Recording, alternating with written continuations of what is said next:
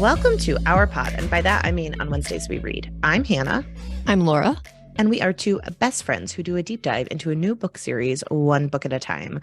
Right now we are going through the Murderbot Diaries, and we are discussing... I was behind there. You were behind. I was not shocked. paying attention. Usually there's an echo. That's why I paused. You did the pause that time for me, and I totally missed it. I almost never remember the pause. The one time I remembered to pause, you don't remember. So Whoops. That's whoopsie daisies. But we are covering themes and characters in Exit Strategy.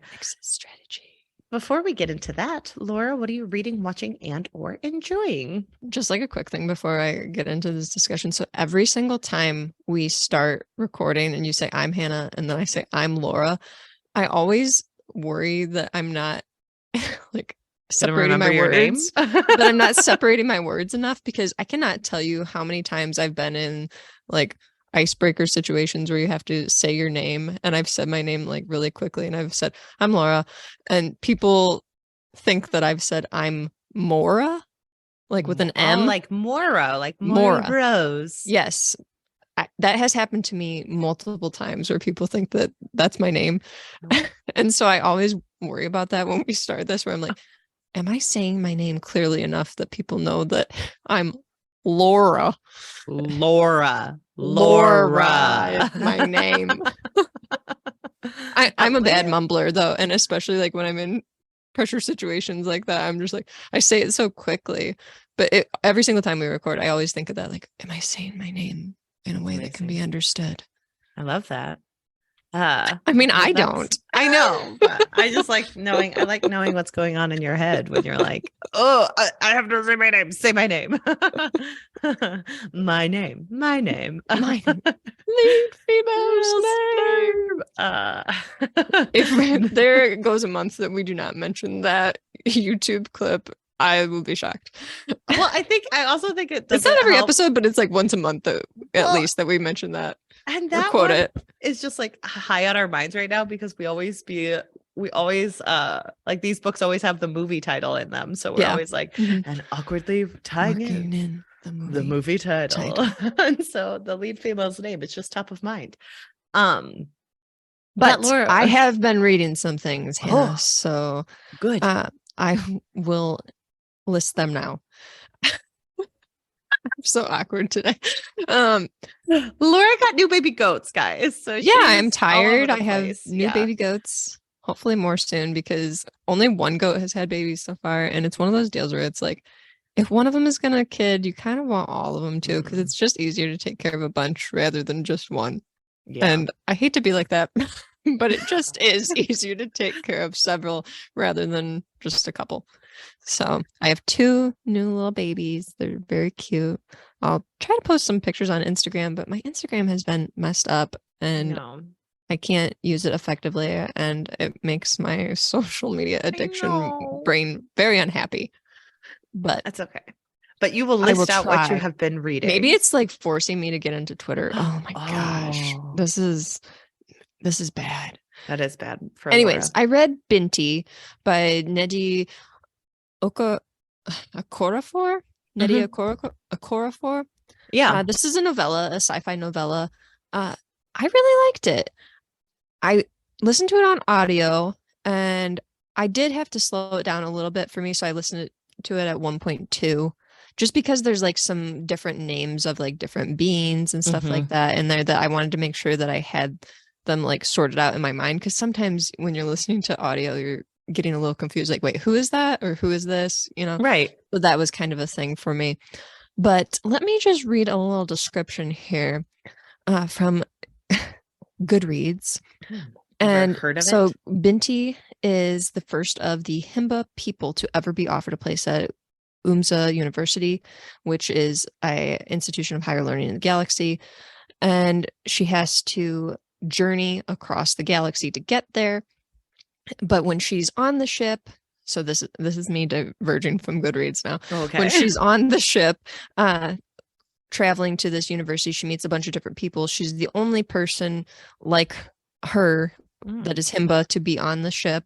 And she has a unique culture, and she's meeting all these different people, different cultures themselves, and she's kind of starting to form a community, and they're on their way there, and the Medus, an alien race, attacks the ship that they're on and kind of hijacks it.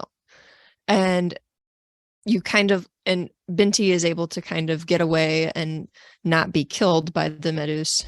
And as she's on the ship kind of hiding, they come across each other, and she's able to start communicating with them and learns more about them, and that they're kind of a misunderstood race, and that all of the warring that has been happening between the Medus and the other people in the galaxy has kind of just been like really a cultural misunderstanding and some racism involved in there. And so she serves as kind of like a liaison between the Medus and the other people in the galaxy, and kind of brings parts of her culture to them to help them, and then is able to help them communicate with the people at the university so that there isn't like a big war.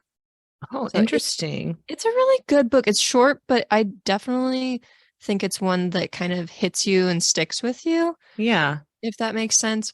I'm curious to read the next books in the series, because this is a 3-book series. Right. I'm kind of curious where it would go. You know what I mean? Because this, to me, very much was kind of like a standalone. But I'm curious to see how the author takes it in the books to come, which, granted, it's sci-fi, so when you have galaxies, there are many opportunities to expand upon different beings in the galaxies, different races, etc., etc. So there are a lot of opportunities, but I guess I was just so involved in this particular story that I was like, how could we take this another direction? So I do have the next audiobook at my fingertips, just ready to start.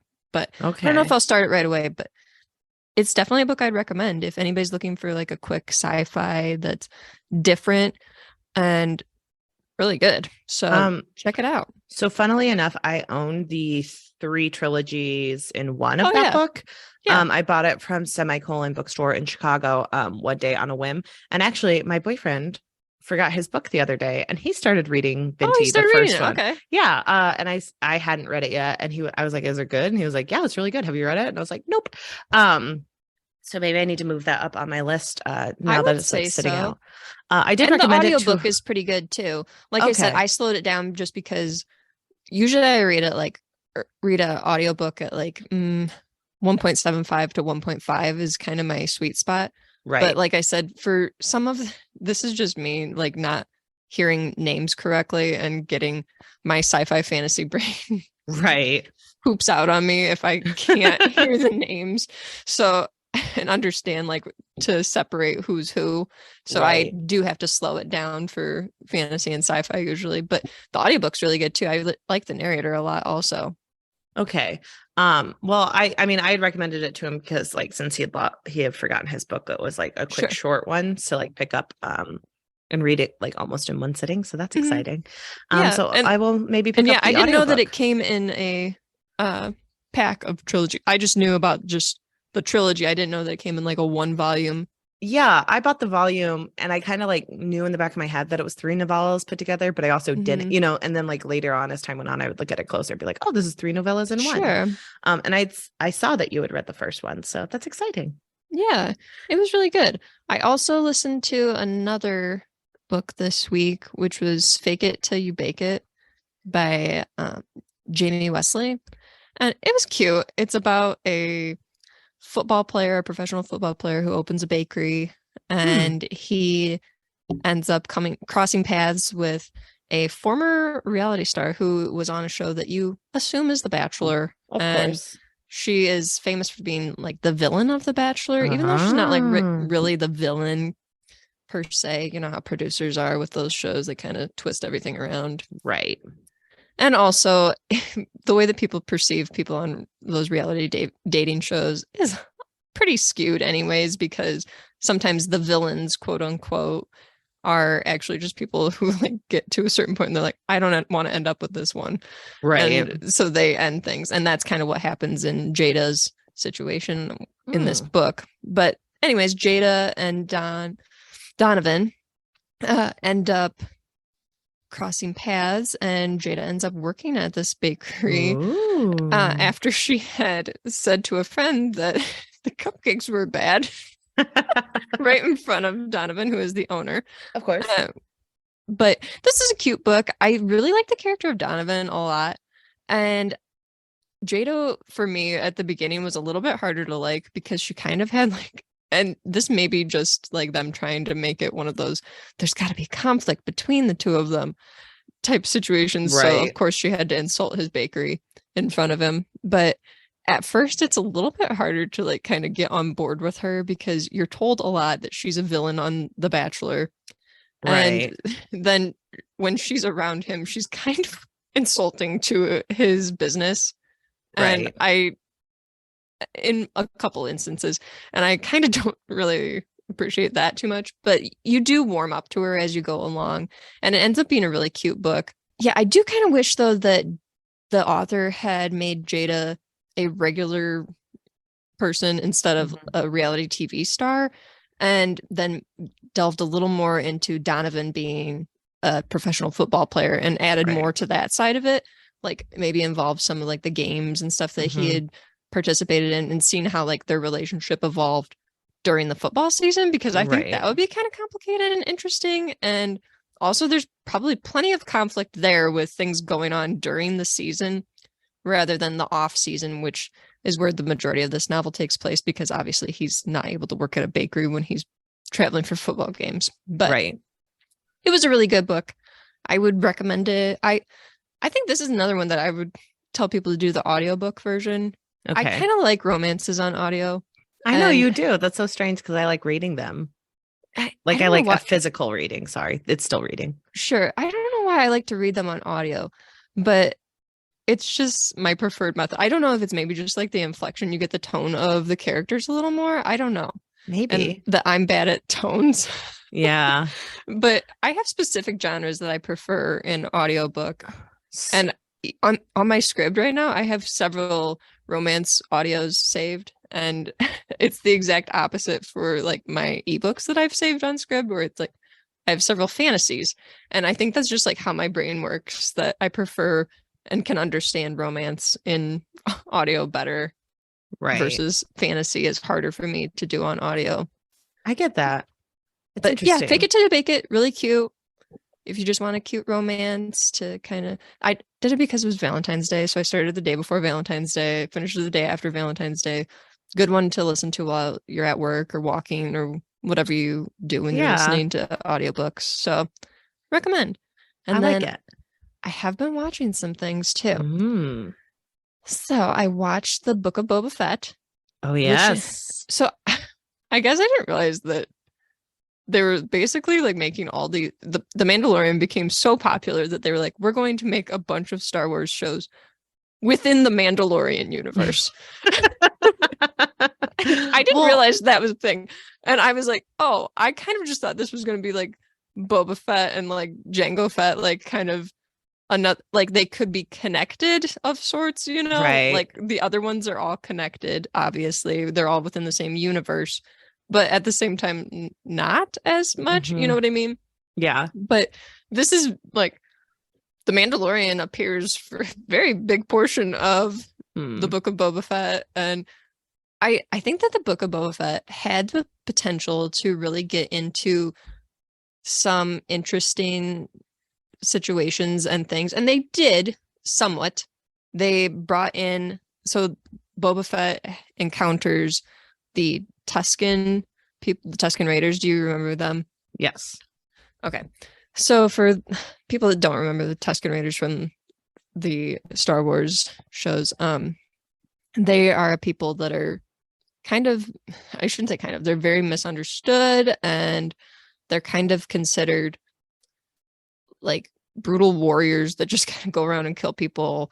And they usually in the films previously have been like, oh, you don't want to mess with them, just like let's kill them off or whatever. Because I'm thinking that Anakin killed off Tusken Raiders, if I'm remembering right, when he returned to Tatooine, because I'm pretty sure that they're the ones that captured his mother. Okay. So, yeah, I'm thinking that's who it was. But anyways, so Boba Fett is a clone of Jango Fett and was raised by Jango Fett as his son. So Boba Fett ends up kind of honoring his father's legacy after his father dies and wants to kind of get into being just kind of a muscle guy, basically, and going around and collecting bounties, bounty hunter, that kind of thing.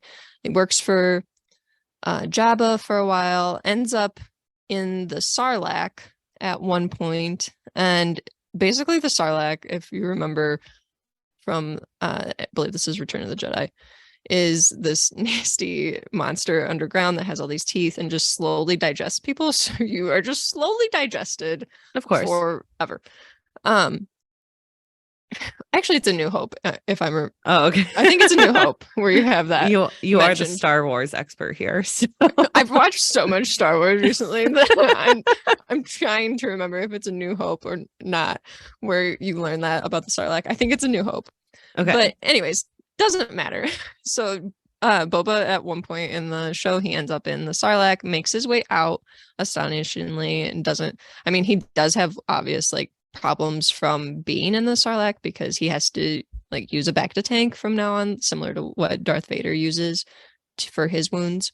Okay. But anyways, so he ends up being captured by these Tusken Raiders, and they at first treat him as a slave. They have him as a slave, but then he ends up developing a relationship with them, learning from them, learning about their culture, and their opinions of each other change. He learns all these things from them, and he ends up becoming like part of their family, basically. And I thought this was like a really unique look and almost like kind of a take on like indigenous cultures and peoples.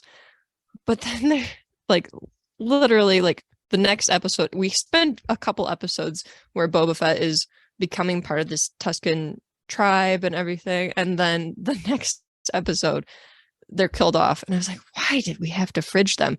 Why did we have to fridge his family? And I feel like it was a missed opportunity to make them, and they are, I will say they are mentioned, and he takes things that he's learned from them later on to help himself win things or whatever, you know, but I do think it was a missed opportunity to kind of like depict indigenous cultures in a more positive light, even taking it a step further than what they did and being like, oh, they're gonna like be some of the heroes of this, right? You know? And I wish they would have done that more, but I don't know what the solution would have been to that, but I wish fridging wasn't it. I wish that they hadn't done that, but I do think it could have been a really unique thing. Yeah. So that was a little bit disappointing with that show. And the other thing too, it's like a spin-off of The Mandalorian too. So right. And apparently we're getting a Ahsoka Tano spin-off and everything. And I'm unsure if these are all going to have like the Mandalorian and Grogu involved in them as well. Right. Because some of the episodes of Boba Fett, it was just like, oh, well, this is just The Mandalorian. This is just like a bonus of The Mandalorian, which is fine. But I think there were some opportunities to kind of make things interesting in regards to Boba and Jango, and Boba being a clone and everything is very interesting in itself. And Boba, they made a very interesting character because as like a bounty hunter and then becoming the new Jabba, basically, he took things in a different direction, was not like this I rule with a hard fist person. He was more understanding and wanted people to have safety and this, that, and the other, you know, so it wasn't like a I'm going to just kill you if you don't listen to me situation. Right. So I do want to say that I do know that Boba Fett, it's not like he wasn't an original character to The Mandalorian though, because I do know like he's a fan favorite in Star Wars. Yes. So Boba, like I said, I think Boba comes up in the Clone Wars. Yeah. Because Jango Fett is in the prequel movies. Jango is. Right, but Boba Fett is also listed as like Boba Fett is in A New Hope and The Empire Strikes Back. Yes, with Jabba. Return of the Jedi. So with Jabba, because he worked for Jabba. Yes. So, but I don't think we ever see him with his helmet off or anything because he's a Mandalorian, right? Or wearing the Mandalorian outfit. But yes, Boba is a clone of Jango Fett. Okay.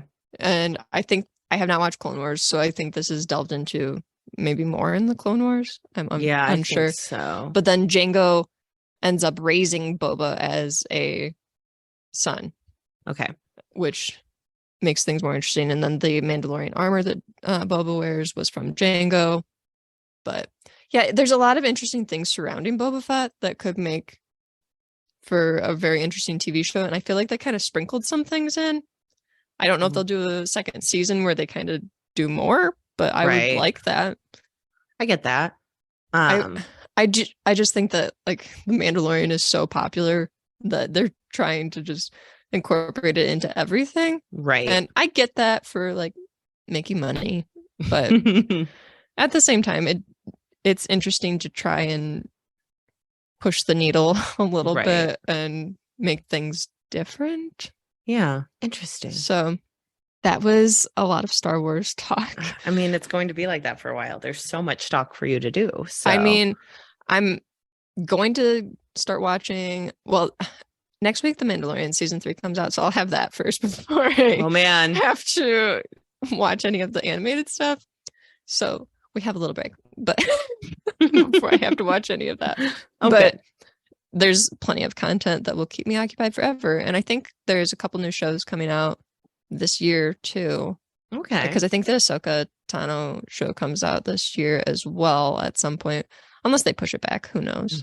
There's so many Marvel and Star Wars shows that they're coming out with, to which I'm like, when is enough? Right. And that's also like me, like watching this, even like watching Boba Fett and asking these questions, like, do I want to know more? Are they going to make a second season? At the same time, I'm like, do we need to have this many different Star Wars shows? I don't know. I enjoy them, but I'm unsure if we really need tons and tons of them. I get that. That's fair. Yeah. Also, I watched, have you heard of Jeremy Clarkson? No. From the United Kingdom? Okay. No. So he is currently popular because of an Amazon Prime TV show that he is on called Clarkson's Farm. Okay. And so Jeremy Clarkson is a former host of Who Wants to Be a Millionaire and Top Gear in Great Britain, or United Kingdom, I should say. And he is obviously a billionaire. So he bought, I believe, 3,000 acres of farmland. This is do not quote me on how much land or whatever, but he bought a lot of farmland in rural England, and he decided that he wanted to get into farming. So they created an Amazon Prime show documenting his journey into farming, which was interesting. The first season was interesting, and I thought it was kind of heartwarming at times where he would, have moments where he was really sympathetic with farmers and like a lot of the things that they go through, and how he was kind of learning to love the land and the animals and the process and everything. But you did get glimmers, like little sparks of his political leanings and stuff like that. And I do not understand politics in the UK. So I just have little glimpses of things that he says where I'm like, that I don't know.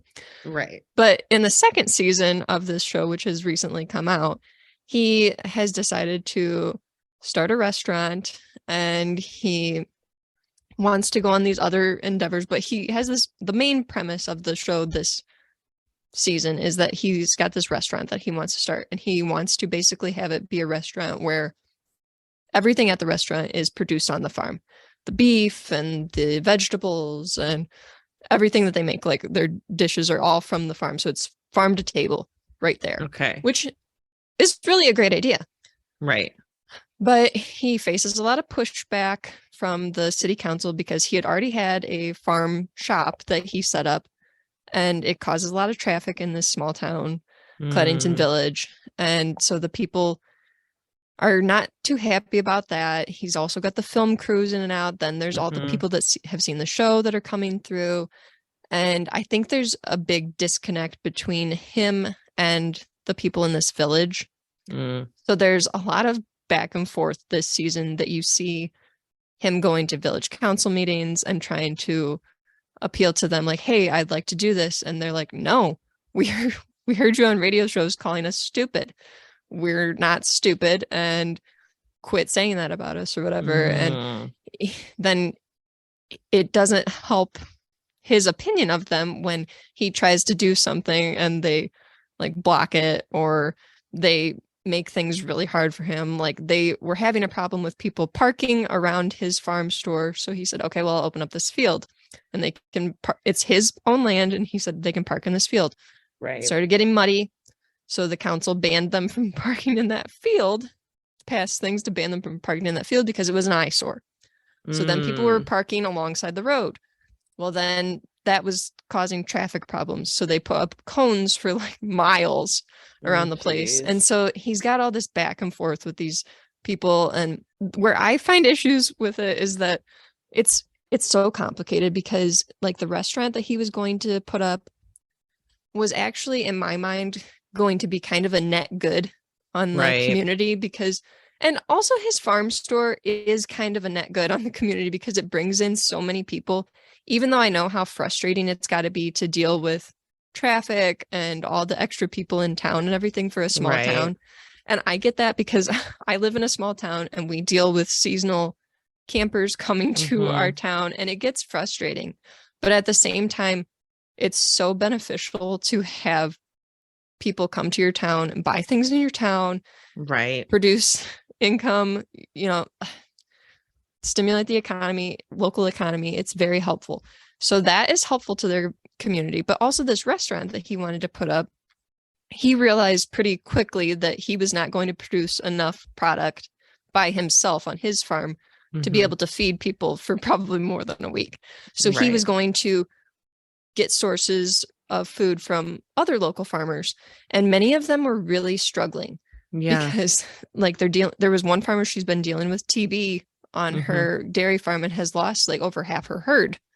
And so she was like really struggling to stay afloat. She had said earlier, like, the only reason I'm still able to keep going is because I'm selling milk at your farm shop. And so it would have been really beneficial to her to be able to get into that restaurant. Also, there was a local hog farmer that they were having struggle. Like I said, I don't necessarily understand like the British politics, but something with Brexit, there is something going on with like the importing, exporting of hog products. I don't know if this is related to ractopamine or not. So I am unsure why this hog farm was struggling, but they could not sell their product within the UK because of Brexit. So for them, or they weren't able to as much, I guess. Not that they couldn't sell it, but they were greatly hindered. So then they were, I'm talking so much today, but I'm just thinking about these shows. I also think everyone remember Laura is a farmer. So this is actually a very interesting topic because she's very passionate about it. But anyways, so this hog farm, like they would have also really benefited from this restaurant being put up and everything. And ultimately what happens is the city council and the people in the village, they just cannot stand Jeremy so much that they come up with kind of like piddly things to make it so he cannot have this restaurant. And he wants to do this so bad that he really does a lot of conniving things to make it happen. And he finds loopholes and other ways to make this happen. And he does it legally because he has lawyers that he's consulted and everything. And he's gotten contractors and all this stuff. The safety procedures with building his things, not on par with how they should be. I will say that because anyone watching the show knows that you need to wear safety glasses at the very minimum. But he does a lot of like sneaking around and that kind of stuff, which I do not appreciate. But it's so conflicting for me where I'm like, you have to look at, I wish their city council would kind of look at it from the standpoint of like, is this a net good for our community? And would this be bringing more people to our community and helping local people, local farmers thrive? And I kind of think it would. Yeah, But at the same time, I do take a lot of issue with Jeremy Clarkson for his comments that he makes towards the people. I also get the feeling that I do not appreciate his politics, right, or his political views. And I also do not like how several times throughout the show he's complaining about different things that the government, like the Department of Ag, is requiring him to do, and refers to them sarcastically as like the cow police wants me to do that. And it's like, well, TB is running rampant in your country, and they want you to, it's similar to like a United States premise ID, right, to track animal movement and everything like that. So they keep track of births and movement of animals, but he complains and whines about every single thing that he has to do like that. And it's like, these procedures are in place for a reason. Right. Just shut up and do it. Well, so I mean, like, obviously this divide also shows like very specific things about like small town versus big town, because he has a like larger suit kind of coming into the small town and probably isn't as understanding about the people and how to appreciate a small town. And it's unfair that they're treating him this way when they could have a net good. But I also think like it makes me think of near us, we were one of the towns nearby us was one of the places where Mumford and Sons stopped when they were doing their like Gentlemen of the Road tour way back when. And I remember that small town like freaked out when it happened, because they're like, they're going to run rampant. They're going to leave muddy fields behind. They're going to leave eyesores that we just have to deal with.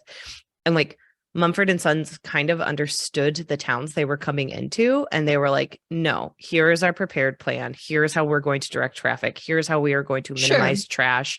And here's how we're going to minimize the effect that this will bring on your community, while making sure we give the community tourism money, give them money for these events.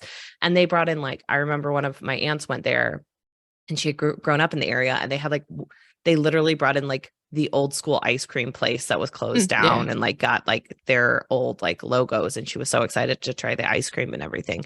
So I think that there is like it's one of those things where it's like, it can be an ethical, or it can be a net good, but it should also be an ethical good. And I think that that's where you're finding your line, where you're like, some of his ethics are bad, and so he needs to ethically do this to make sure that there's minimal impact on the town. And it almost seems like he doesn't care enough about the town to do those things, and that he can lead to frustration. He doesn't, because in multiple instances he's been quoted saying like things like, every village has one idiot, but mine has six, and stuff like that, where it's like, that's inappropriate, right, for you to say that kind of thing, especially if you're trying to appeal to these people and get them to understand why you would want to build something like this on their land. Well, it's not, it's his land. It's his land, but like in their area. You know, so even if it's just on his land, it still affects neighbors, you know, and people within the community who have to deal with the traffic, the excess amount of people in town and everything. It really reminds me of my own small town, where seasonally people come in to go to a local campground, and there's a lot of people at this campground, and a lot of the local people get frustrated with the amount of traffic you have to deal with, and this, that, and the other. So it's really familiar to that to me, also because it's like a year-to-year thing that you deal with. And I think that's something small towns have a hard time with change, and dealing with something year to year to year, because this restaurant would have been seasonal, you know. I think that was just probably a scary thing. But I'm really conflicted on him. And he is somebody that I think kind of just thought he would come out to a farm and just like be instantly good at it, and I can just throw some money at it and it'll be fine. And the thing is, it's a lot harder. He's learned, I think, a little bit of how hard it is, but at the same time, I hope that people who are like not aware of like different things about farming and agriculture don't just think that Jeremy Clarkson is like the be all end all of this, because Jeremy Clarkson has so much money. So much money. And the way that he could just easily step into this, buy very fancy equipment, and like just go and buy a bunch of different animals, buy bees, buy all these different things, hire people to do this, hire people to do that, host competitions on his farm and stuff like that. That is not feasible for people starting out in farming. That's not feasible for people who have been farming for a while. And for like some of the handling systems and everything, he bought brand new immediately, buys brand new trailers, brand new handling systems, like puts up new sheds and all this. So then when he will say like, oh, well, I only made like $400 this year, and complains about how he's not going to make any money unless he does this restaurant or this or that. I kind of feel like if he would have made different financial choices and done things differently rather than just being like, oh, we need a cattle chute, I'll just buy a brand new one. Like, right. He could have made more money and maybe not have gone through all of these restaurant issues if he would have kind of made different choices. So, and also, like, this sounds like an interesting show, but it's also like one of the best things of like reality television has producers who are going to tell the story in a way that reflects like the best on their POV character. And so there are still issues that's like, oh, interesting. So I've seen a lot of people talking about this show, and it's just one of those things where that's why I wanted to mention. I hope that people who are not like involved in ag think that, oh, this is just how it is for all farmers or whatever, because that's not true. Like, I wish so badly that I could just like be like Jeremy Clarkson and throw $1 billion at something and put up a new shed because I've wanted to do this. And, I'll just hire somebody to put up all of this, and I'll just buy a brand new Lamborghini tractor. Like, this is not how things work. And he has incredible privilege to be able to just buy things and do as well as he has. Right. So, okay, Hannah, I'm done talking. Go ahead. What a way to I've talked for like an hour. What a way to tell me, ask me what I'm reading, watching, and enjoying. I'm just trying to shut myself up. Go ahead. So I listened on audiobook to The Last Thing He Told Me by Laura Dave. I did this because it was recently made into an Apple TV television series. I haven't watched the Apple television series, but I believe it is starring everyone's mom, Jennifer Garner. I believe, let me double check on that. And it looks like it's starring one of the guys from Seventh Heaven. Yeah.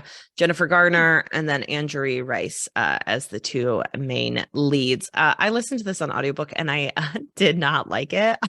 Oh, really? I thought it was terrible. I don't know how it became a show other than Jennifer Garner is mommy, and this is definitely a book about motherhood, but a very strange motherhood. So the entire premise is this woman who like never got married. She was in her 40s. She like met the love of her life, and they like get married, and then like something happens and he disappears, and he's like, take care of my daughter. And she doesn't know much about like the daughter's life, but they find out that maybe their past wasn't what they thought it was. And I just think that like it was a strange look at complicated joined families. Like, it was very much like, she is mommy. She is going to be mommy for the rest of her life. Her motherhood with this daughter who barely liked her is more important than the relationship she had with her husband. And that's fine, but I wish there would have been more complex thought to that. Like, it seems like this woman does everything for this daughter, like no questions asked. She doesn't mind that her husband is missing. She's like, I trust him. He's missing for a reason.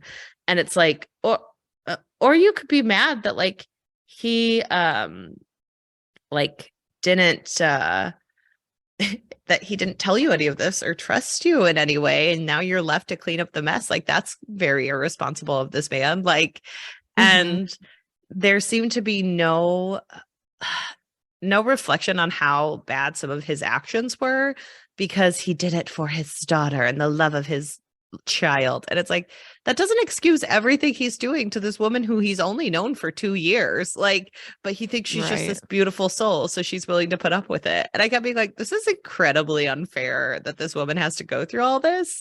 And it was like, it was a wild story. It was very strange. And I thought it was really irresponsible. I didn't like it at all. I guess Jennifer Garner wants to remind everyone that she is a mother, and that is why she is doing this. But like, no. Sometimes I really hated this book. Like, people really want to, I don't know. With Jennifer Garner, I see it as like a thing that people love her in like a couple movies, and she seems like a really sweet person. So then they want to make her the mom and everything. Yes. And it's just like, can we not? And like, Jennifer Garner's been in that movie, like, what was it called? Like Peppermint, where it's like her family is murdered. So she goes on a vendetta and murders them all. And like, it's like when we only let Amy Adams be drunk for 5 years. why are we pushing this woman into high pressure motherhood situations all the freaking time? And like, I think a lot of people who are parents are like, I love this book. It shows how far a parent will go for their child. And I'm like, yeah, but you still have to have a lot of logical hoops to jump through. And it's also this expectation that parents are not allowed to be people. And that is also harmful in its own way, because parents get to have complicated thoughts about their daughters. Like, I am not saying this woman isn't that child's mother. I do think she is. It can take only 2 years to become the mother of a teenager. You know, like, I fully understand that. I'm not saying that, but I felt like all of her humanity was stripped away in this book to make her mommy. And I hated that so much. Yeah.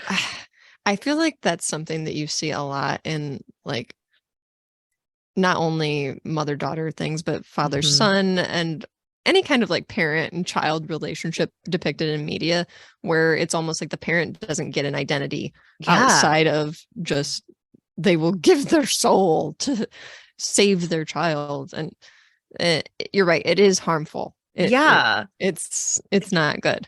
I just thought that there could have been more to the plot. And then, like, obviously the shocking end you don't see coming. And it's like, well, you could have given us breadcrumbs. Like, it just didn't feel good for like a thriller / mystery. And so I did not enjoy that book at all. Sorry about that. Well, you know what you're gonna do. Sometimes a character is only mommy, and that is all she does. But she also throws wood, which is a job I did not know about. Throws wood.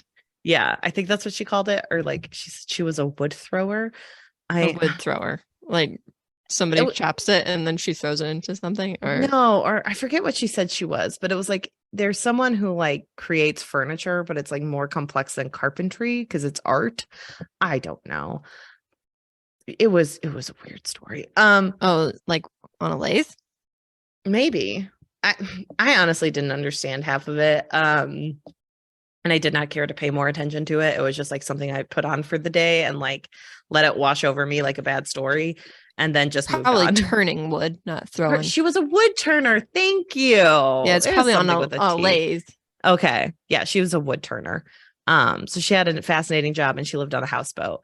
A houseboat? She's turning wood on a houseboat? Right? I know. I was like, that seems irresponsible. Like, none of this made sense, Laura. And there was like a reason they lived on a houseboat. And this goes into what I was watching this week, where the man ends up living on a houseboat. I'm like, why am I being stalked by the why does that happen so much in TV though, where everyone, like, there's always somebody that lives on a houseboat or in a yacht or something like that. Yeah. And like, oh god, so I watched Murder in the First, season 1 of it, which was like published back in 2014, because I could not keep watching Law and Order SVU, but I still needed a very specific dose of propaganda. But it also, I started it because you and I had talked about like the They Who Must Not Be Named TV series and or movie series, and how we don't always see the actors and actresses anymore. Or maybe you and I weren't talking about that, but I was talking about it. I remember talking about this, so it was not me. I talked to someone about how there isn't a ton on, or maybe I was listening to a podcast. I don't know. My brain is fried. But anyway, Murder in the First has Tom Felton on it with a very specific American accent. And he's like, and in the first episode, his girlfriend, or a woman, his mistress, is murdered, and they think he did it. And they also, and like, he kind of, you find out in the beginning of the TV series, like, they're looking into a murder where his biological father was murdered, even though he doesn't have a relationship with him. So they ask him some questions, and then like the next day his girlfriend is murdered, and they're like, lots of people keep getting murdered around this man. And so it's like a 10-part episode about like this one case and them trying to solve like how to prove that Tom Felton did this. And I will actually say that, like, for TV series, this is it's not a realistic look on like detectives like going after the bad guy until they hunt him down, because I think that is a harmful picture that we paint into people's minds. But I will say that they did talk a lot about like, hey, we have to prove in court that we did this. And I was like, that is actually something cops have to do, and something they probably do talk about from time to time. And the courtroom scenes, because they show courtroom scenes during his murder trial, were incredibly accurate. And I was shocked. Like the opening statement was shockingly accurate because like I was talking to someone where it's like, there's a reason you call them opening statements and closing arguments because you're not allowed to make arguments during the opening statement, but you can do things like make certain promises. Like once we get done with this case, we will show you that this person did this and this person did this and this person did this, but you're not allowed to like argue like he definitely did that. It's like, we have evidence. We're about to bring it out. It is. And then the other guy got up and he's like, the state has the burden here to prove their case, and I will show you that they can't do it. It's just not possible, you know? And so that was incredibly accurate. And then the questioning they did while the person was up on the stand was also incredibly accurate. And I was watching it and I was like, dang, these people have some good writers. Like I've never seen they did their homework. They did their homework. And like the thing about like trials is they're kind of boring. So like you have to be like, what, if anything, did you do? And it's because you have to ask, you can't ask like yes or no or lead your witness. You have to be like, what did you do next? Why did you do that? How did you do that? And I was like, they're actually asking these questions. This is fascinating. And they're showing how sometimes it's really boring being a lawyer and you have to ask very specific questions in very specific ways or say statements that you're like, why am I saying this? And it's just because that's how you do it. Yeah. So I was shocked by it, but the actual storyline is crazy. The cops do many bad things, and I had some critiques. One of the cops is Taye Diggs. Love to see him. That was a critique. That was a critique. No, I loved it. But they kind of made him like the cop who's a little bit like, in the first episode, he's dealing with a lot. His wife is dying. And so he brutally beats up one of the people. Ew. And I'm like, did we have to do that? Especially we have his partner is a white woman. And she is kind of seen as the rule follower of the two and the one who's like, we got to do this by the book. And I'm like, I think that there is definitely not greatness when you have propaganda where one of the detectives is Black and he is the one who beats people up and is like trespassing on people's houses. And like, I suffer, like, I feel a certain type of way because I'm like, well, good for them to show like that, like he is a complex character. He is not perfect. He gets to be the rogue cop who does these things, but also they do highlight the fact that what he is doing is often illegal. And I'm like, you know, in typical storylines, like lots of people would value his stuff and like, oh, he's a cop on the edge. We just got to let him go do what he does. And I almost wish they had like chosen one or the other. Like, I don't think he needed to be the person who was like, I break all the rules and I'm definitely wrong about it because this white woman is telling me I'm wrong. And she is like the upstanding cop and she is the hero in all of that. You know, like, I just don't love that that is the way they characterize these two individuals. And so it's a fine show. It went down easy and it was 10 episodes. You know, I like could put it on and just do whatever I wanted to do with my night, which is what I wanted. But I do think like, because I keep watching propaganda shows, guys, I have to criticize them because we live in 2022 and I should. And I 23 now. 23. Yeah, we live in 2023. We no longer live in 2022. That's true. We're even in the future of that. And I think like, if I'm going to continue watching these, as I come to terms with the fact that I probably shouldn't be watching them anymore, obviously, as I have said before, I think watching them with a critical lens of like, here's the worst of this part, and we need to be able to assess that from the like get-go. So that was how I felt about the character of Taye Diggs. I'm glad he got a job out of this, but why is his blonde partner the mommy of that show to turn his back? I think it's good to have discussions about that kind of thing though, Hannah, and that you're able to pick those things out because a lot of people watch those shows and aren't able to pick those things out. So to have somebody watch something like that and be like, oh, well, here's some of the things that I noticed and felt a little gross about. Yeah. So that was I will probably continue to watch just because it was fascinating and there were only 3 seasons and it gets me off of my Law and Order SVU shtick as I like move away from it. And I mean, Laura, sometimes we're going to watch the show You with Joe Goldberg and we're going to I have not watched it yet. I haven't watched it yet either. We should do a watch party with everyone.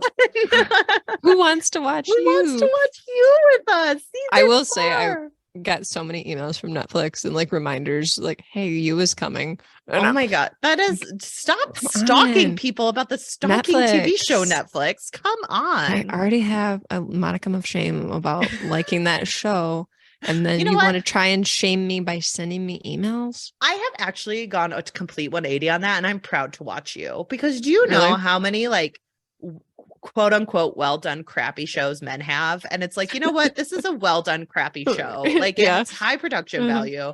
It's excellent timing. I will say Penn Badgley recently had like a really weird thing where he was like, could you, out of the sanctity for my marriage, stop putting me in romance scenes? And it's like, bro, you can just say, I don't want to do love scenes anymore. Can I stop doing them? And you have every right to ask for that. But to like put it onto like, I want the to be viewers, a good husband, and I cannot do this like for the sanctity of my marriage. It's like, what sanctity? You're an actor. Like you're not. I'm confused. What are you talking about? Like and you're right, he doesn't have to do them. Right. He can do something else. I'm not saying this man doesn't have every right to ask not to be in a love scene. Like that is your right. You are an actor. You get to have boundaries for yourself. And like, even if you feel some type of way, like after I got married, I just don't like how I feel during them. But that's one of those things where it's like, don't say it's because of the sanctity of your marriage. You could just say you don't like doing them anymore. Like, and you don't want that to be a part of your process. Like,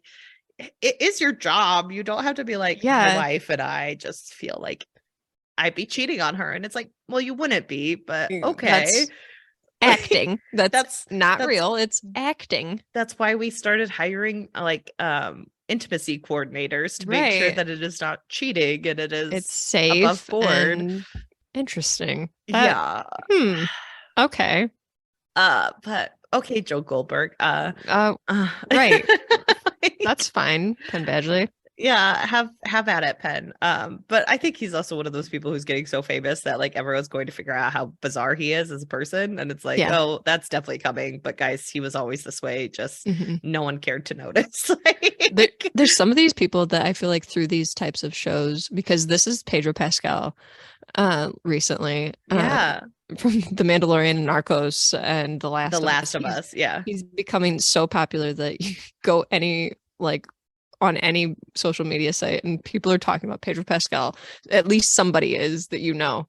And it's like, okay, we need to get down from this creepy Pedro Pascal fascination because we're gonna ruin him. And I think the same thing is probably gonna happen with Penn Badgley, where it's just like people are gonna become so obsessed with him through some of these things that he's in. It's like, we're gonna ruin it. We're gonna ruin it. It's interesting. Yeah. So you know what you're gonna do. But I finally finished A Day of Fallen Night by Samantha Shannon. I will be writing a long form review of it. But Laura, after convincing myself that Priori needed 3 stars because she worked really hard on it and kind of giving her a B+ for effort, you know, I gave A Day of Fallen Night 4.25 stars, and I had to talk myself away from 4.5. I think that's an A for me.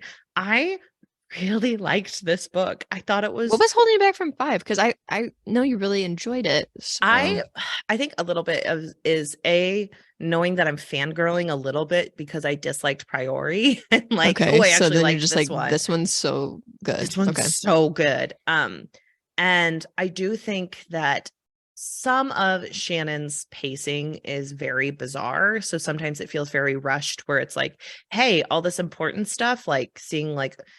And some of it's like, I don't care about that stuff, but so I understand why she skims over it, but it might be necessary for other people for plot purposes, where it's like, oh, this training like of this person where they learn like their religion might be a lie.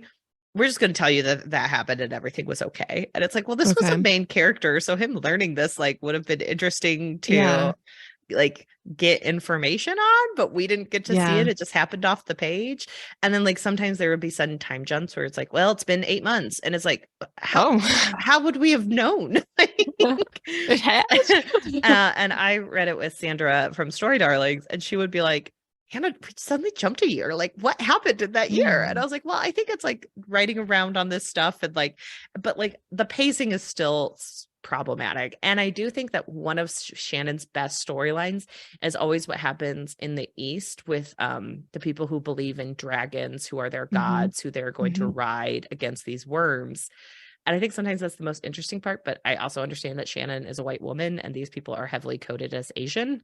And so I think sometimes she backs away from utilizing them in their most interesting and effective ways because she doesn't want to like stereotype people or doesn't want to but it is a little bit disappointing because then all we're left with is the people who are coded Asian aren't on the page as often and don't have the most interesting storylines. And that is also disappointing in its own way. So I think I feel some type of way about that. And those two things led me to be like, you know what? This book is going to get so many 5-star reviews. My 1 4-star, 4.25-star review isn't going to kill it. It's fine. It's fine. And I think like having that kind of amount of criticism is healthy. And so I honestly gave it 4.25. I almost gave it 4.5, but it was like, I didn't want to round it up to 5 stars on Goodreads. So I was like, I think 4.25 is where I want. Since I'm holding back from rounding up, I should just round down. So maybe it's more like 4.45 and I just couldn't round up. So, you know, it was very good though. Very enjoyable. I love the main characters in this book. I love the way she weaves the story. And I honestly think you could start like Laura, I think you should read this one and maybe not Priori, or it may make you appreciate Priori even more. That was going to be my next question. Which do you think people should read first? I do think A Day of Fallen Night is the way to go because it is better pacing. Like Priori seems almost like if you are obsessed with the land of like Innis and Psyche and all these other places, if you really love that and you want more world building and more into the like, what do people wear? What do people look like? What do people do? It's like, yeah, definitely read Priori because it's going to get into all of that with abundance. But it is less about the full-on story of Priori, honestly. Like I think it would be more effective to see the prequel when like things start going to shit. And then, you know, in 500 years, like you're going to jump 500 years and then the next story comes. I honestly think the prequel is better for that. It's better at scene setting. It's better at understanding the stakes of the world. And there are a couple things that like you can definitely read in the prequel and be like, I didn't like, if you read Priori first, it was like, oh, I know who that character is going to be. Oh, I know who that person is. But you also like, I don't think that is so much more important to do than actually enjoy an 840 page book and then decide if you want to delve into an 810 page book that is much more like scene world building, heavy, like douses of like kind of light political intrigue that is much more slow paced. Like that would be my general understanding of these books. So, but yeah, I will write a long form review on that, and that will be up on our pod the day before it comes out because I really think people should buy it. So I realize that it's just coming out, but is there talk of there being more in this world, like a sequel to Priori? Or I need to research because I do know Samantha Shannon like intended for Priori to only be one book. When she came out with it, which is how I sold it to people. And then immediately after Mega May, it's like, she wrote a prequel. And it's like, are you kidding me? But apparently there is an untitled book 2. So there will be more coming. But I think this book convinced me to continue on with the stories. Whereas Priori, I was ready to be done. So there is something to be said about that. But guys, buy it. I'm glad you gave it a chance because you really liked it. I did. Buy it and give it a chance in Mega May because I am gearing up to start the process for preparing for Mega May, guys. But yeah, with that, Laura, should we dive into it? Yeah, we've talked for a while. So right before we started recording, my husband was like, how long do you think you'll be recording? And I said, oh, you know, like maybe an hour and a half. And he said, people listen to you for an hour and a half, to which I proceeded to talk for an hour. So sorry, listeners. Excuse me, Laura's husband. We are a delight. Sorry. I've been told by many of people they love hearing me talk. So excuse me. He loves me and he does not want to listen to me talk for an hour and a half. What? But the other thing about this farming show. One last thing about Jeremy Clarkson. So there were badgers.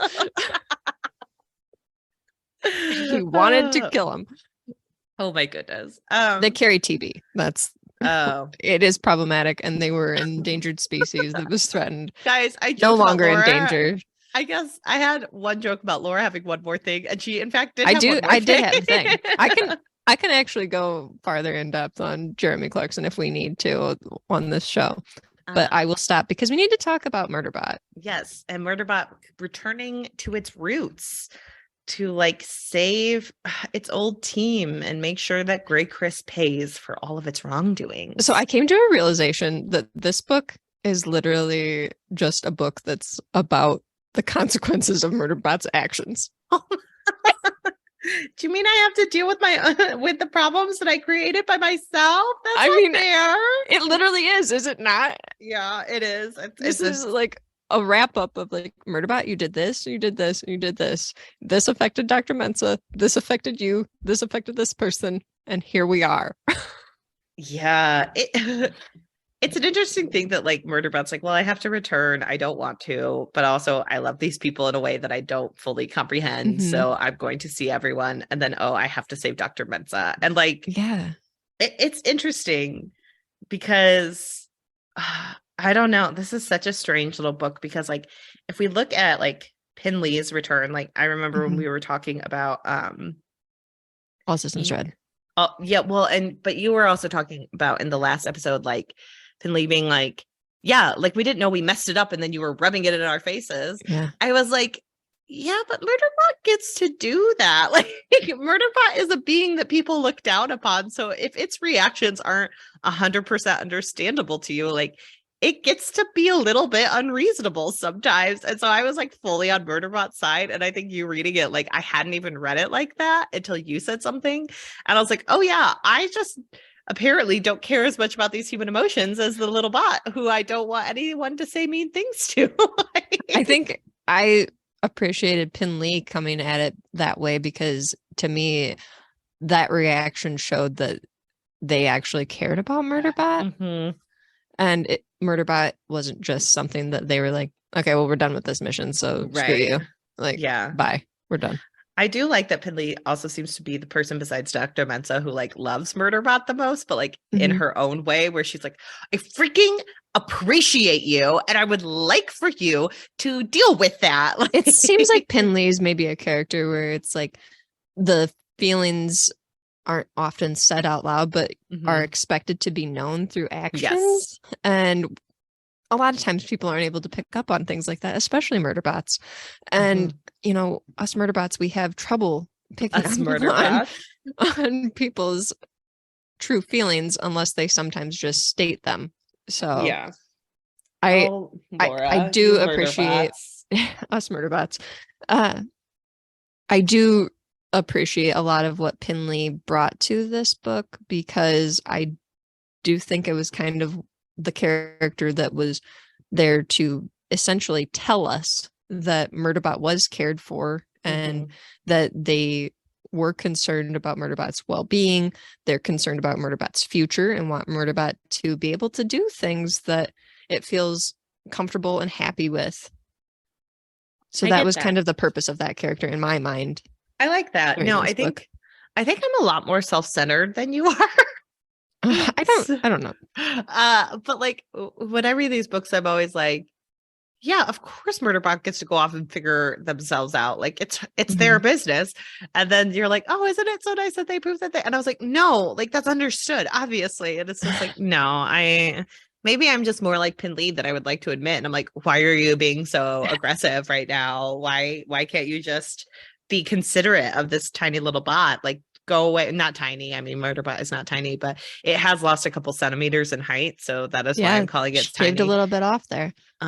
Shave just the bare minimum off. But I also like, I really enjoy that this book seems, I trust this book a little bit more. We had number 2 fan Pasut gave a review that it's like, it feels like Murderbot's kind of getting a lot of more of the same. And I actually read this book as more of like, I think this book was just trying to convince us that like all the breadcrumbs that Wells sets down will later be picked up again. Like, or all, because like when we read the first book, I was like, well, Mensa may never come back into this story. We don't know based on this telling, like what's going to happen and how they're going to react. And I think I even talked about like, I have fear that Dr. Mensa like will see Murderbot as her own property in a way where you think you have deconstructed that part of your mind, but you haven't.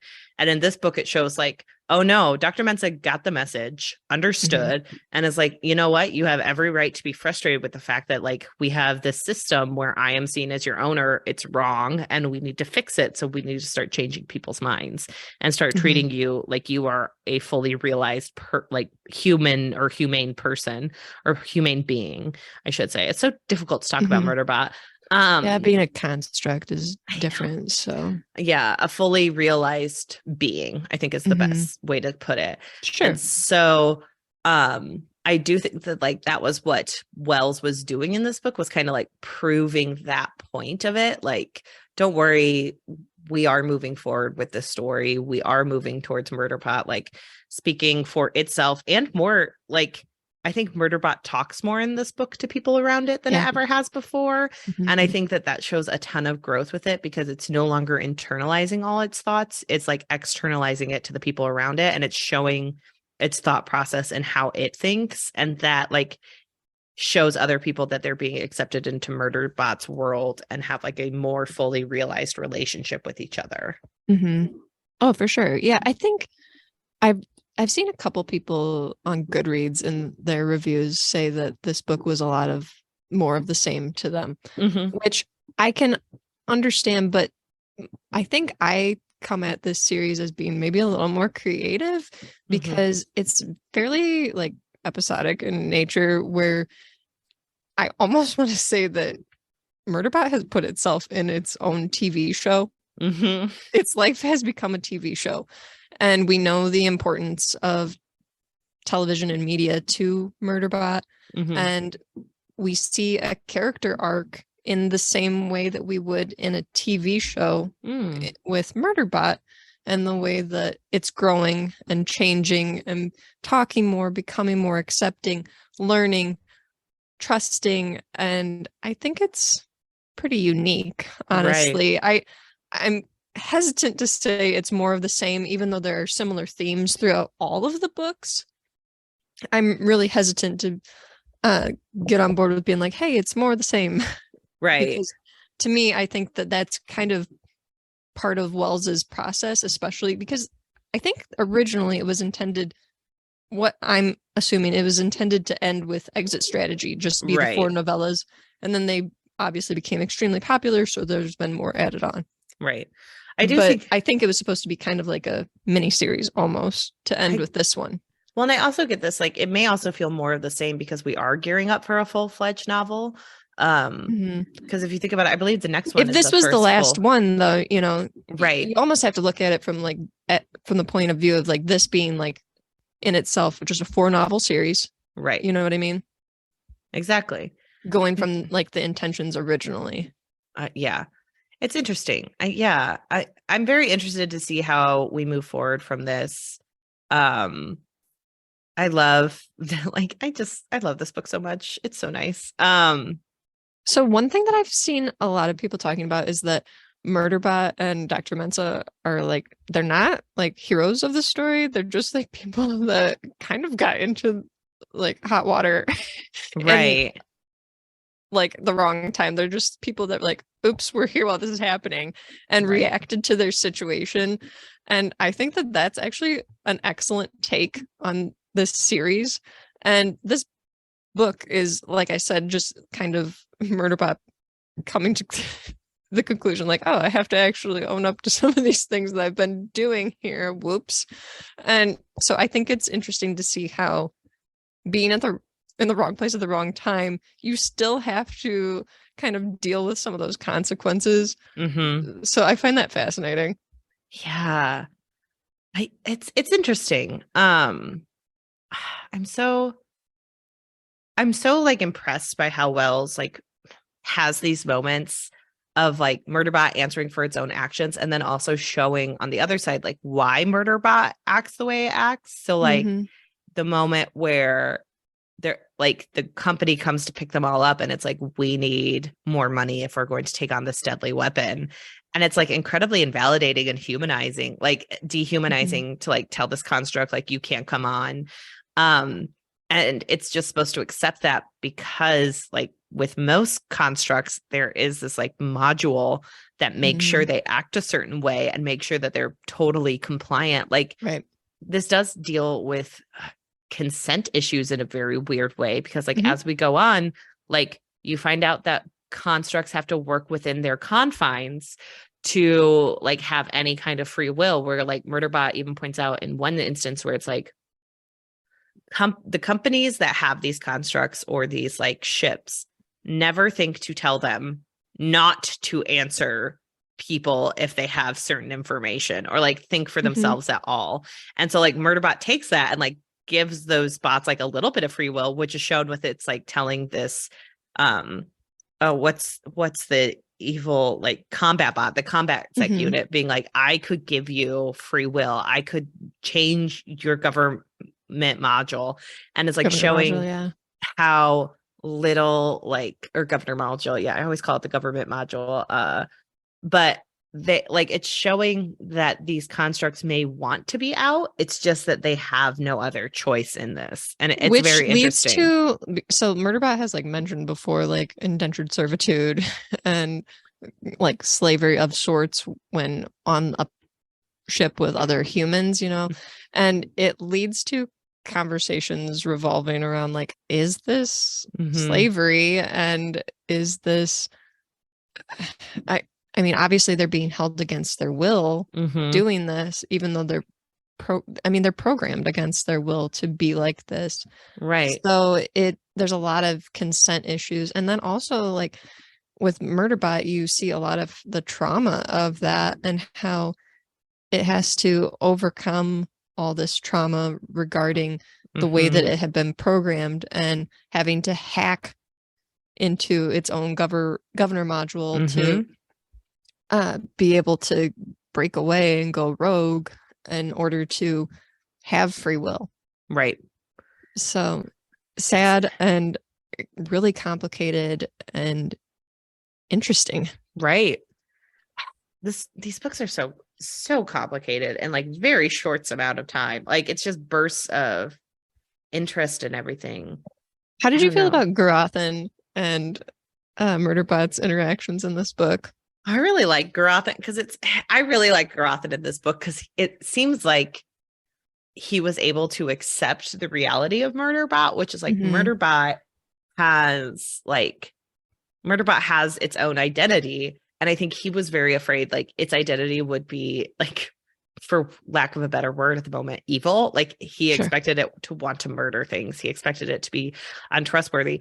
And once he found out that that wasn't true, it seemed like he was pretty much on board with Murderbot, where it's like, okay, I could still like dislike you or like you, but I'm going to find you amusing. I'm going to find the discrepancies between how you see yourself and how you act in the world. And I'm going to find amusement in them, because like every time Murderbot says something, he's just like, do you not see what you're saying?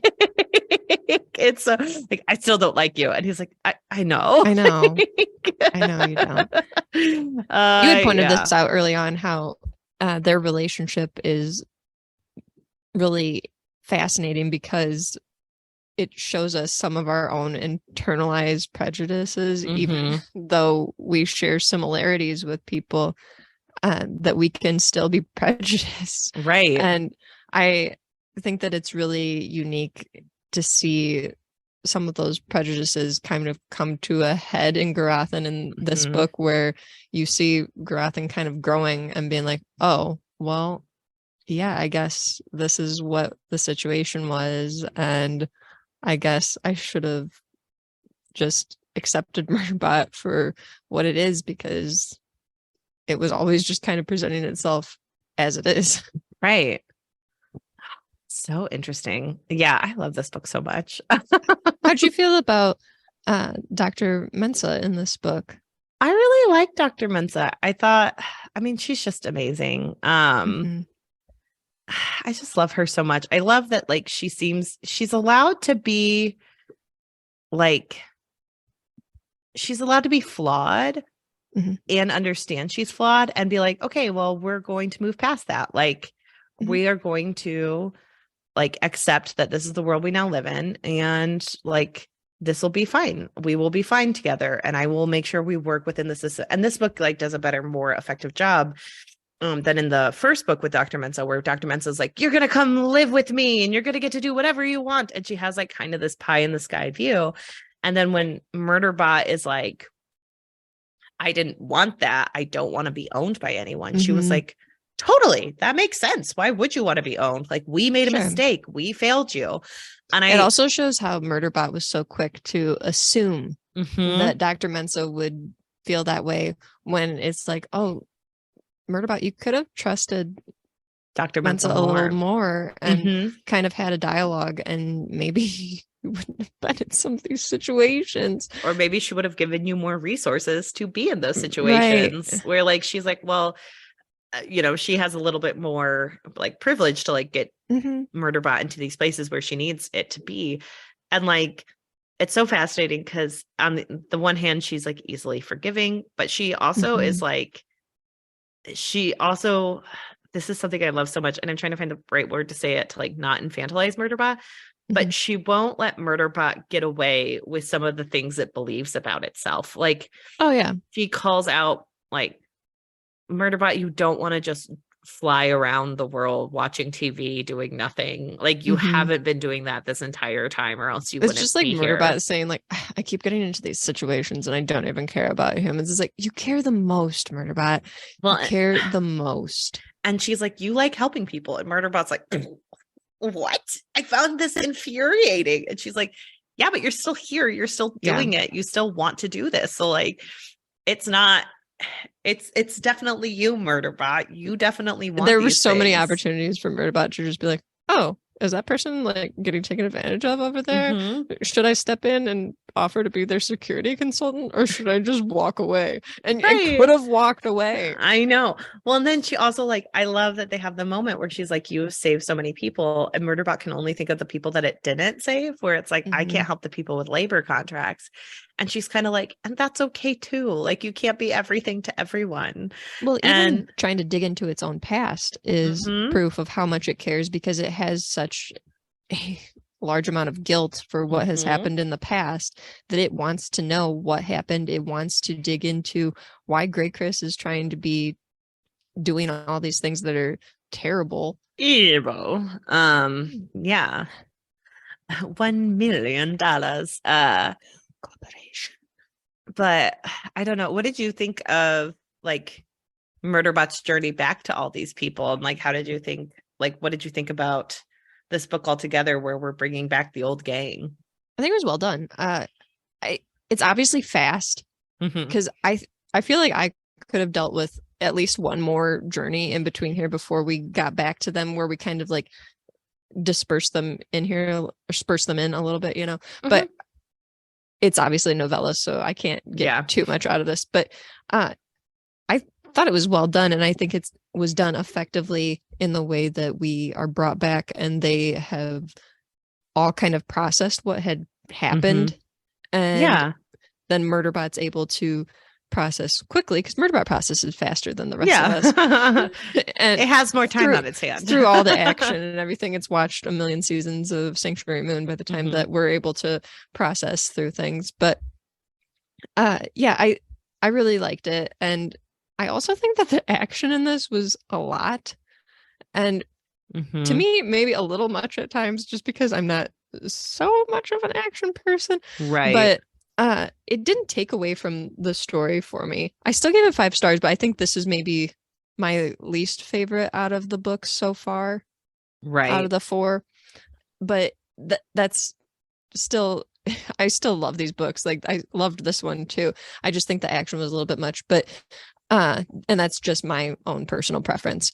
But I do think that tying everything back together was done really well. I liked kind of some of the tie-ins with Dr. Mensa's family. I loved when Murderbot was waking up and trying to remember things and called Rothy its friend. I thought that was very sweet.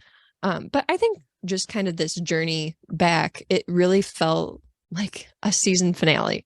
Yeah, I get that. And so, you know, you're kind of in the last one. Each one has been an episode so far. And then this one is our season finale, where there's a lot of emotions. We're bringing people back from the beginning of the season. And we have a big ramp up in the season finale to our happy ending, where Murderbot is given a bunch of options going forward. Well, I love that because like earlier in the book, even like Murderbot talks about how much it loves the clothes it picked out because it chose them. And then in the last like pages, it's like, oh, I get to choose my next path. And it's like, oh, Murderbot will so likely it's gonna love it. that. Yeah, this it says so much too for like this book is also like a commentary on doing things that you enjoy, even if they're simple things, right? If that makes sense. So Murderbot just loves to watch TV. And many times throughout here, we're kind of told like, oh, that's all you want to do or whatever. And Murderbot does go on to kind of realize, oh, I can do whatever I want. And I do like doing other things besides just watching TV. But I also appreciate that this book kind of comments that it's okay to just be and watch TV and do things that you enjoy, even if you're not going out and doing all of the things. Right. You don't always have to be going on amazing anti-Grey Chris missions and saving all sorts of people. Sometimes you can just hang out with art and watch Sanctuary Moon. I love that. I do have one like other question. What do you think about the section and how do you think it will affect the book series where we find out the quote unquote real history of sec units and how they used to use actual human parts from humans who had catastrophic injuries or illness? What do you think that means for the rest of the novel series? That's very interesting. And I think that is interesting in regard to Grey Chris doing things illegally because it has the suggestion that maybe Murderbot, because we're told several times Murderbot has organic parts, and that leads to a lot of complications for Murderbot in regard to healing and everything like that, and also feelings probably. But I think there's going to be some ramifications going forward that maybe sec units were not created in the most ethical of ways. And that's kind of what I'm assuming we will learn just based on what we know about Grey Chris in this book and the previous book with their dealings on Milu. But what do you think? Yeah, I think that there is going to be some information. I'm wondering like what that means for Murderbot and like where its matter comes from, if it's going into like governmental ethics that way, if it's like, because a lot is also touched upon the company, where like right now it just seems like chaotic neutral in its existence, like the company that Murderbot worked for, where Murderbot's like, oh, it'll do anything to save money, it'll do anything to do this. But it's like that company has linked itself to Grey Chris in ways that are pretty dangerous for it. So it's got to be like one of those things where it's like, well, what does Grey Chris have on it? Does it have something on it that makes everything more suspect? Is this like, does it go all the way to the top, as it were, where they're like, there's some unethical things going on that like we introduce with this? And like, there seems to be like, I really trust Wells, honestly, maybe too much. I don't know. We'll see. But like, I trust her to pick up the pieces of this and like put it together later on as we go down the line. So, oh yeah, for sure. Martha is a genius. I think you're exactly right in bringing up the question of like, where is this going to lead? Because this is probably a little snippet that was thrown in and just on the off chance that these books might become really popular and then we could make something out of these. But well done, Martha. We love you so much. But I'm staring at her author photo right now. It's still beautiful. Anyways, I do think, though, that we're going to, like you said, see some things in the future where maybe Murderbot's not going to be able to remain kind of neutral and is also going to maybe have deeper questions about, because right now Murderbot does not want to be human. It's not human. It doesn't have an end goal to be human. And while that's confusing for the different members, I'm sorry, there's construction going on in my house. Okay, I'm just going to wrap this up and say that I think we're going to see Murderbot kind of wonder about whether or not it is human, and dealing with some of the ramifications of how it was created and whether or not even if it doesn't want to be human, there's so many parts of it that are. Yep. And we can't wait to find out in the next book, guys. Yes. We are so excited to be going full length the novel. And you guys know what that means. We're going to split the book up into 2 halves. We could probably cover it in one, but why try? Why? We want to stretch it out. We love Murderbot. March is a long month, guys. We have 5 weeks of Wednesdays in March. So like, there we go. Perfect we're ready to finish for up Murderbot. Exactly. And so some stuff, make sure that you have Network Effect picked up because we will be covering the first half of the novel next week. Make sure you are signed up for our Patreon. The February episode will be dropping so soon. We are covering Teen Beach Movie from the Disney Channel with Ronnie Reed's Regularly fame due to the fact that we watched it together on our trip and we really want to do a deep dive into that wonderful movie. So make sure you're following along on all the platforms with that so you can see what's coming up for us. And that's at our pod. That's OWWR pod at Gmail, Instagram, Twitter, Hive, anywhere you want to. All the places. You can look at our website where we're going to be posting some book reviews. I will have a Day of Fallen Night up there, as well as in the month of March, we will be pushing some indie books with book reviews for our Indie Palooza. Laura and I will be focusing on reading indie authors during that time. So look forward to all of that. Yeah, I'm really excited about that. And if you're excited about this stuff going on, make sure you're rating, reviewing, and subscribing. You are allowed to rate on both Apple Podcasts and on Spotify. And it's a great way to get people involved in this discussion. Great way to tell people about our old seasons, about our new seasons, and everything in between. And I believe we'll have an indie intermission coming up soon. We will have an indie intermission in April. So voting on that will be starting soon. I put up a Twitter poll saying like, hey guys, do you want to switch up this indie mission and not have a knockout, drag out fight between everyone? And guess what? Everyone wanted the knockout drag out fight. People are like, we want a fight. People were like, we like voting. This is a ton of fun. I believe one of our favorite authors from that, Dan Fitzgerald, was like, guys, Twitter has gotten a little boring and this will get everyone on board and voting and calling into each other. So we may do another. We're making it happen, Dan. We're going to be doing it. I will make another randomized bracket because that was fun last time to have like certain ones that we weren't expecting. Sure. And because this like Murderbot just goes by so fast, I think we want to get that up as soon as possible where we'll start voting. Yeah. So that's just something to keep in mind. But we want to thank everyone for following along. If you're a Patreon, and thanks for listening. If you're listening, you're listening right now, thank you so much. We really appreciate it. And thanks for sharing by word of mouth or however you do. We really appreciate it. And honestly, like guys, it really means a lot when you like retweet us or talk about us. Like I want to take a moment to say thank you. I'm really excited for some stuff we have on the horizon. We haven't talked about that stuff a lot because like I think we've been going through Murderbot at such a breakneck speed. It's hard to like pause sometimes.